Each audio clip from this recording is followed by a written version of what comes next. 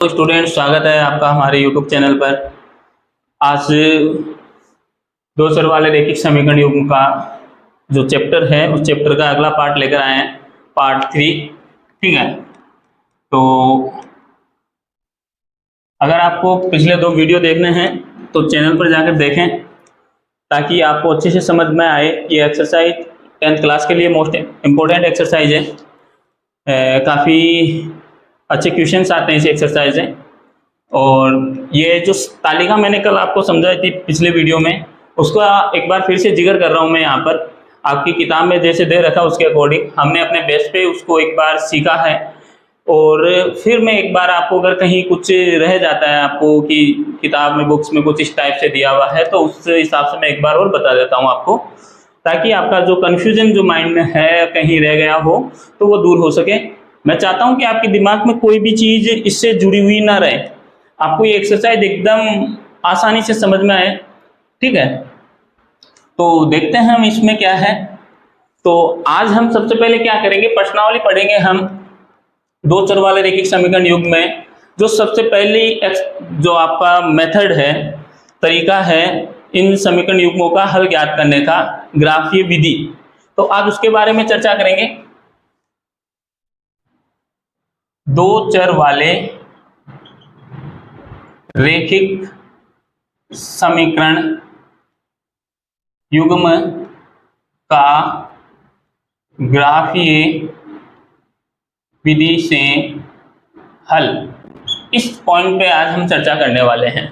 उससे पहले मैं आपको ये सारणी बता देता हूं एक बार। देखो सारणी, दो समीकरण युग्म दे रखे हैं, x माइनस 2y बराबर 0, 3x प्लस 4y माइनस 20 बराबर 0। a1 अपॉन में a2, a1 यानी x का गुणांक, जिसके साथ कोई नहीं है उसके साथ कौन होता है, एक, हमेशा उसका गुणांक होता है। अगर किसी चर के साथ कोई गुणांक नहीं दिया हुआ है तो उसका गुणांक कौन होगा, 1 होगा। ठीक है, तो यहाँ पर कोई गुणांक नहीं दिया हुआ था इसके साथ, तो इसका गुणांक कौन होगा, 1। a1 का मान कितना हो जाएगा, 1, और a2 की वैल्यू यानी a2 का मान 3, तो 1/3। b1 b2, तो b1 का मान है -2, b2 का मान है 4, तो -2/4।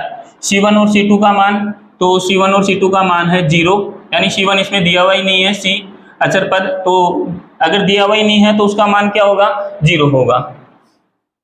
और दूसरी चीज दे रखी है अपने को क्या, c2 - 20।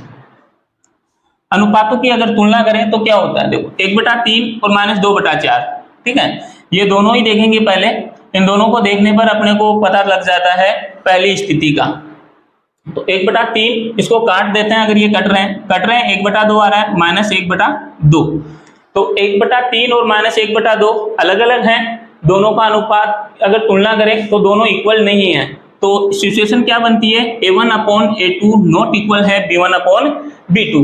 तो ग्राफ में जो निरूपण होगा वो कैसा होगा, रेखाएं एक दूसरे को क्या करेंगी, प्रतिच्छेद करेगी एक बिंदु पे। ठीक है, और बीजगणितीय निरूपण क्या होगा, केवल एक हल। ठीक है, अद्वितीय हल मतलब x और y का केवल एक एक मान आएगा, x का भी एक मान होगा, y का भी एक मान होगा, उसके अलावा इनका कोई हल नहीं होगा। और समीकरण निकाय कैसा होगा, संगत होगा। ठीक है, जिनके हल होते हैं वो संगत होते हैं। दूसरा समीकरण देखें, 2 a1 a2 4, तो a1 a2 की वैल्यू क्या हो गई, 2/4, कटने पर क्या आ जाएगा, 1/2। b1 अपॉन b2 की वैल्यू हो गई 3/6, कटने पर क्या आ जाएगा, 1/2। -9 -18, c1 और c2 की वैल्यू है -18, कटने पर क्या आ जाएगा, 1/2। तो a1 a2 b1 b2 c1 c2 तीनों ही क्या है, 1/2 1/2 बराबर है। तो ग्राफ में जो रेखाएं बनेगी कैसी बनेगी, समपाती। और बीजगणितीय निरूपण क्या होगा, अपरिमित रूप से अनेक हल होंगे। तीसरा समीकरण निकाय देखते हैं हम, x का मान 1/2, और तो a1 और a2 की वैल्यू क्या हो गई, 1/2, x के साथ 1 है और दूसरे समीकरण में x के साथ 2 है, यानी a1 का मान 1 है, a2 का मान 2 है। वैल्यू क्या हो गई, 1/2। b1 अपॉन b2 की वैल्यू हो गई 2/4। कटने पर देखते हैं तो क्या आ जाता है, 1/2 आ जाता है, कट रहा है ये कटेगा, कितना आ जाएगा, -3/4, c1 और c2 की वैल्यू। यानी C1 की वैल्यू थी यहाँ -4 और C2 की वैल्यू थी -12, सॉरी माइनस लगाना भूल गया मैं, तो माइनस माइनस से कट जाएगा तो वैल्यू क्या बचेगी अपने पास 3/4। तो अब देखें तो A1 और A2 यानी A1 A2 और B1 B2 दोनों क्या हैं, बराबर हैं, और C1 C2 इसके बराबर नहीं है तो नॉट इक्वल आ रहा है। ये दोनों बराबर हों और ये नॉट इक्वल हों तो रेखाएं क्या होंगी, समांतर रेखाएं, और ग्राफ, ठीक है, ग्राफ में रेखाएं कैसी बनेगी, समांतर रेखाएं बनेगी और इनका कोई हल नहीं होगा और ये समीकरण क्या होते हैं, असंगत होते हैं। तो आज इसी चैप्टर को आगे बढ़ाते हुए मैं एक किताब का एग्जाम्पल नंबर 1 लेकर आया हूँ आपके सामने। इस ग्राफी विधि से हल करना सीखेंगे आज हम, ठीक है। तो एक बार मैं इस मैटर को क्लियर कर देता हूँ, इसे नोटबुक में लिख लीजिएगा, ये आपके लिए इंपॉर्टेंट चीज है, ठीक है।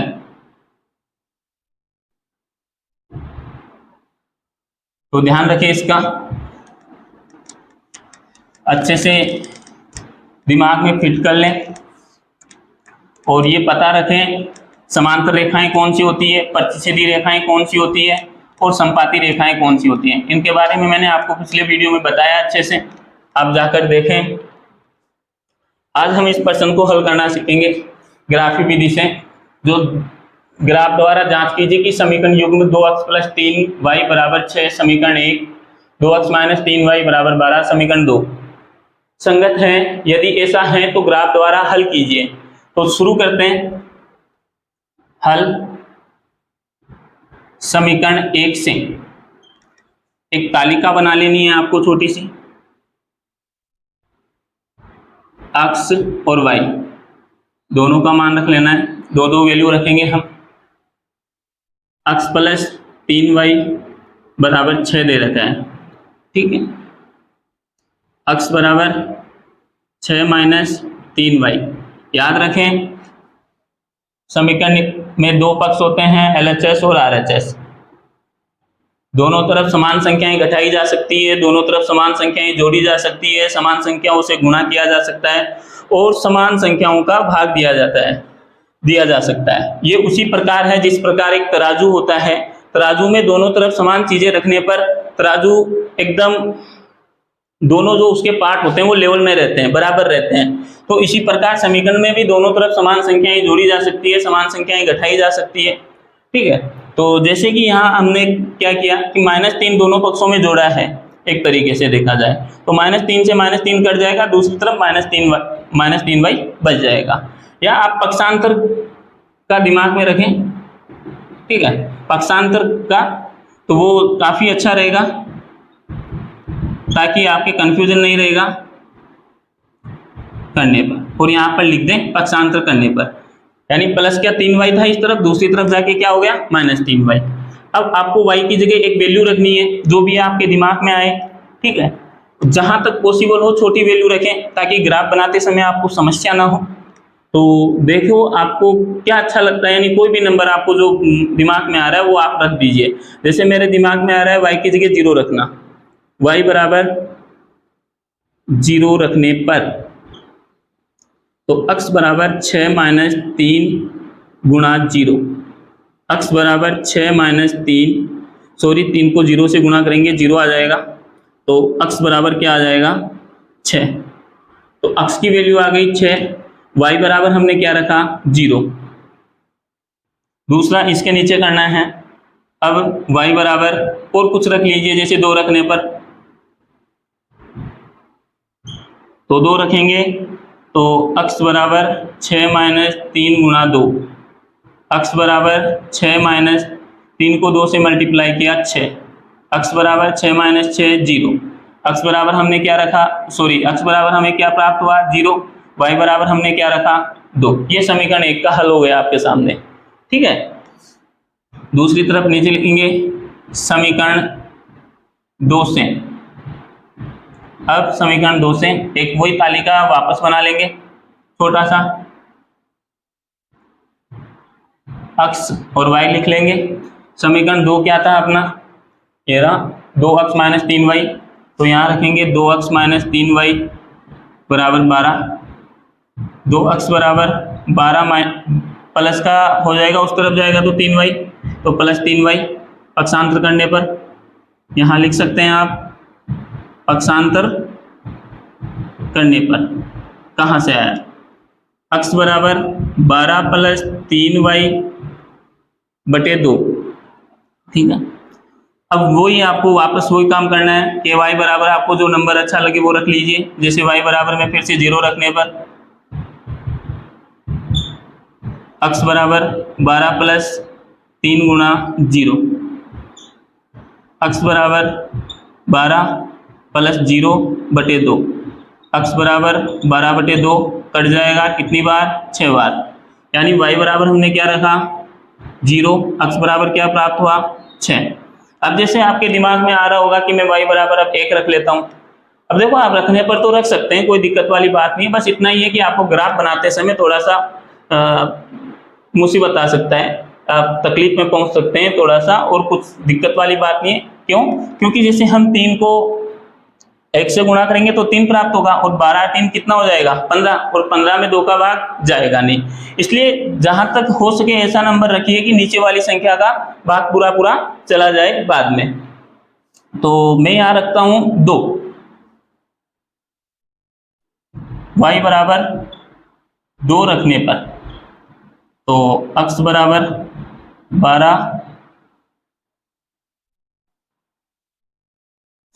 y बराबर हम -2 रखते हैं ताकि समीकरण बड़ा ना बने। देखो आप माइनस में भी संख्याएं रख सकते हैं और प्लस में भी संख्याएं रख सकते हैं, कोई दिक्कत वाली बात नहीं है।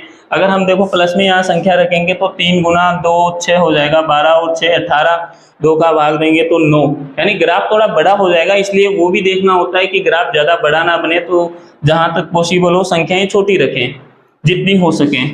तो 3 गुणा -2 बटे 2, x बराबर 12 माइनस 6 बटे 2, x बराबर 12 में से 6 गया तो 6, 2 का भाग दे देंगे 3, ठीक है। आसानी से देखें x बराबर क्या प्राप्त हुआ हमें 3, y बराबर हमने क्या रखा -2। ये जो हल करने का मैटर था वो खत्म हो चुका है, इतना ही हल करना है आपको, ज़्यादा नहीं करना है। अब आपको इसका क्या बनाना है ग्राफ। तो देखो आपको ग्राफ एग्जाम में आता है तो आपके लिए ग्राफ दिया हुआ होगा, बाकी यहाँ मैं आपको अपने माध्यम के हिसाब से बता देता हूँ। आप जब नोटबुक में बनाओ तो स्केल की सहायता से बनाएं, ऐसा ना बनाएं, ठीक है, ताकि आप जो बनाओ वो एकदम परफेक्ट बने।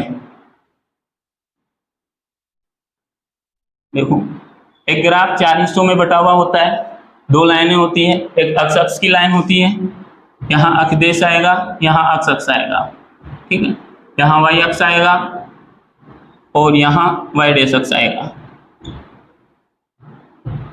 यहाँ O या 0 मूल बिंदु जो होता है, दोनों रेखाएं जहाँ प्रतिच्छेद करती है वो मूल बिंदु कहलाता है, और मूल बिंदु के निर्देशांक 0,0 होते हैं।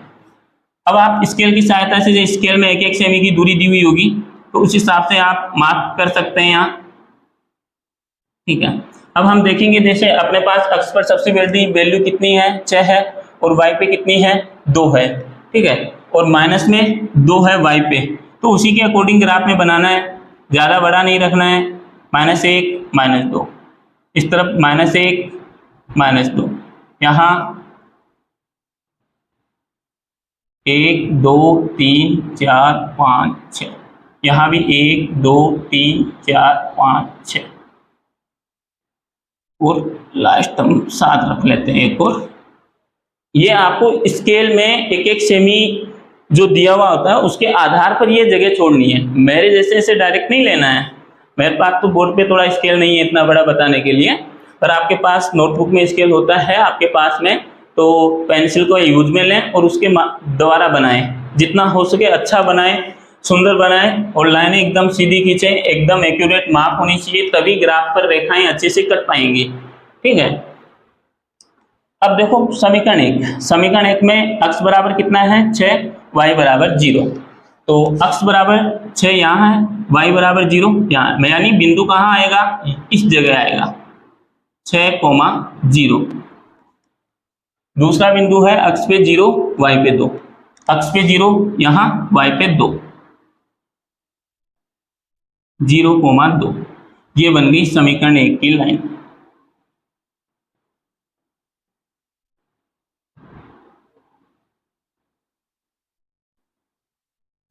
ऐसे आपकी ये लाइन कटेगी, आपको स्केल से बनाना है, ऐसे नहीं बनाना है, ठीक है।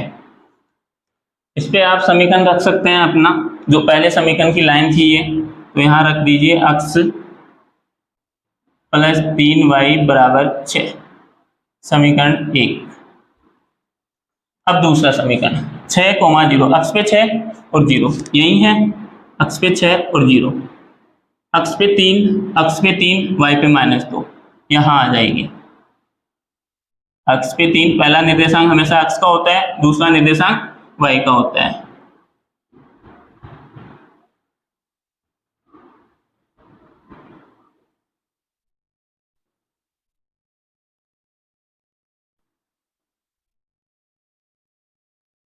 इस पे भी इसका समीकरण रख दीजिए, 2x - 3y, 2x - 3y बराबर 12, ये समीकरण रख दीजिए, समीकरण 2 लगा दीजिए यहाँ पर, ठीक है। अब जहां पर रेखाएं प्रतिच्छेद कर रही है, यहाँ प्रतिच्छेद कर रही है, तो यहाँ ये इसका हल हो गया। x बराबर तो कितना है 6, y बराबर 0। यहाँ एक पैमाना लिख दीजिएगा आप,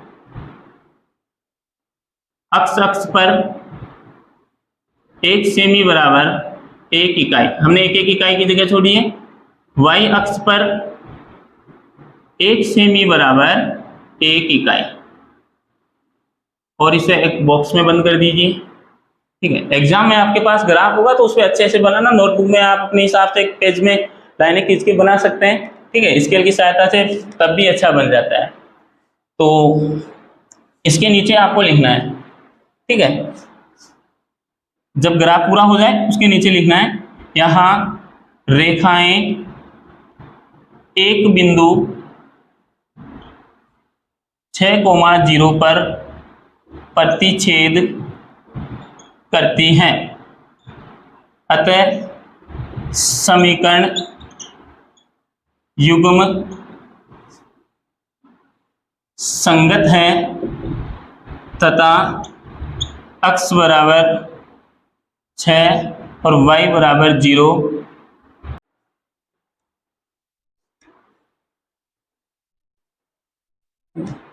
तो इसके नीचे बताया मैंने, लिखना है क्या, यहाँ रेखाएं एक बिंदु 6,0 पर प्रतिच्छेद करती हैं, अतः समीकरण युग्म संगत है तथा x बराबर 6, y बराबर 0 समीकरण युग्मों का हल है, आंसर।